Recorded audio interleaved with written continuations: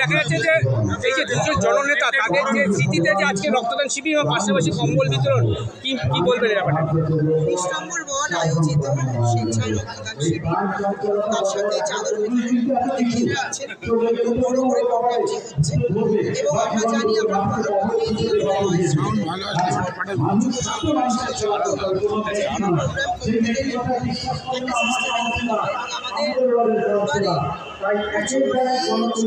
Programme ভালো লাগে, বরং না থাকলে মনে হয় যে কিছু ফাঁকা ফাঁকা যাচ্ছে।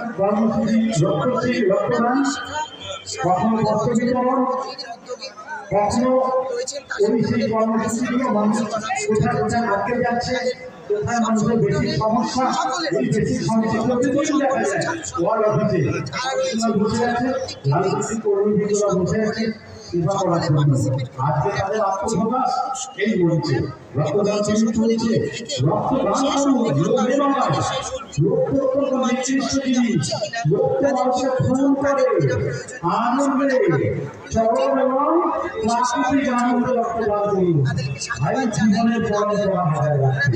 চেষ্টা করি আশার এনাদের অঞ্চলের সাথে খুব ওতপ্রোতভাবে জড়িত, আজকে নয় বেশ কিছু বছর।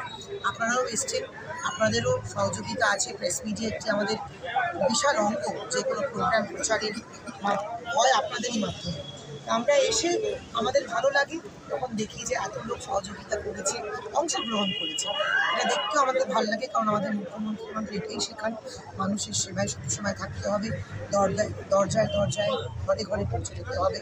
ঠিক যেরকম আনন্দ আহ্লাদও করতে হবে, তার সাথে কিন্তু প্রোগ্রাম গুছিয়ে প্রোগ্রাম করা কিন্তু একটি আর্ট, যেটা আমাদের এই ওয়ার্ডে আমি দেখেছি ছেলেরা কিন্তু খুব সুন্দর করে করে ওঠে। তাদেরই চেষ্টা, তাদেরই প্রচেষ্টা, আপনারা সাধুবাদ জানান, আপনারা থাকুন পাশে। ধন্যবাদ। যে স্মৃতিতে যে রক্তদান শিবির এবং এখানে প্রচুর মানুষের উপস্থিতি, পাশাপাশি শীত বস্ত্র প্রদান, কি বলবেন ব্যাপারে? প্রত্যেক বছর এই অনুষ্ঠানটা করে থাকি, যেটা আমাদের অঞ্চলের মাননীয় বিধায়ক চারু বন্দ্যোপাধ্যায় এবং প্রাক্তন আর ওনাদের স্মরণ করার জন্য আমরা এই রক্তদান শিবিরটা করে থাকি। তারা যে কাজটা করে গেছে সমাজে মানুষের জন্য, সেই জন্যই তাদেরকে স্মরণ করা।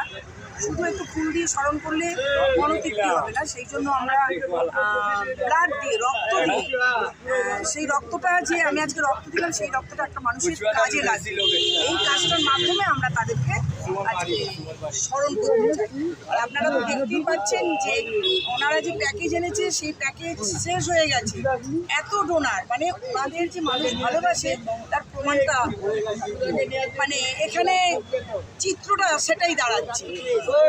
আমাদের মধ্যে দেখেছিলেন তো আমাদের মাননীয় মন্ত্রী, অঞ্চলের বিধায়ক শশী পাজা এসেছেন, বক্তব্য রেখে গেলেন।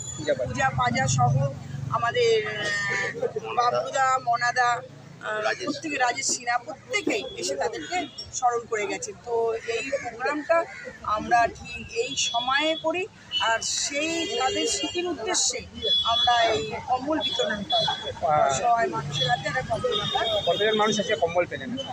কতজন মানুষ কম্বল পেলেন? এখন ইতিমধ্যে হয়ে গেছে তো প্রায় 100-র ওপর হয়ে গেছে। এখনো আছে অনেক মানুষ আছে। আমাদের চলবে, এটা চলতে থাকবে বিকেল পর্যন্ত, এই বিতরণটা আমাদের চলতে থাকবে। ধন্যবাদ। দাদা, আজকে আড়িয়াটোলা 19 নম্বর ওয়ার্ডে 19 তারিখে শিকা বাজার উদ্দেশ্যে তারা দেখেছেন যে দুজন জননেতা যারা এই পৃথিবীর বুক ছেড়ে চলে গেছেন, তারা যে তাদের নিদর্শনটা রেখে গেছেন এবং শিক্ষার সাহায্যে এগিয়ে নিয়ে যাচ্ছেন তাদের এই কর্মকাণ্ড, কি বলবেন? দেখুন, আমাদের যেটা ওনারা আমাদের শিখিয়ে গেছেন এবং আমাদের রাজ্যের মাননীয় মুখ্যমন্ত্রী মমতা বন্দ্যোপাধ্যায় শিখিয়েছেন, সেটা হচ্ছে মহাদেবের প্রাণ, যে গরিবের দান হয় নাই তার রক্তদান মানে মানুষের পাশে দাঁড়ানো, মানুষকে সাহায্য করা।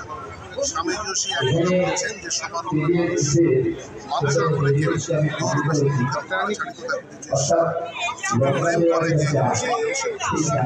সিটি ঢুকেছিল নিয়েছে ওগুলো পাঠিয়ে দেবো। আদর্শে আমরা বিশ্বাস শিখিয়েছেন যে মানুষের পাশে থেকে মানুষকে আমার খাইতে উঠে যাবি না একসঙ্গে একসঙ্গে চলছে। কি হয়েছে 3 দিন 4 জন নিয়ে যাবো কোনো ব্যাপার না।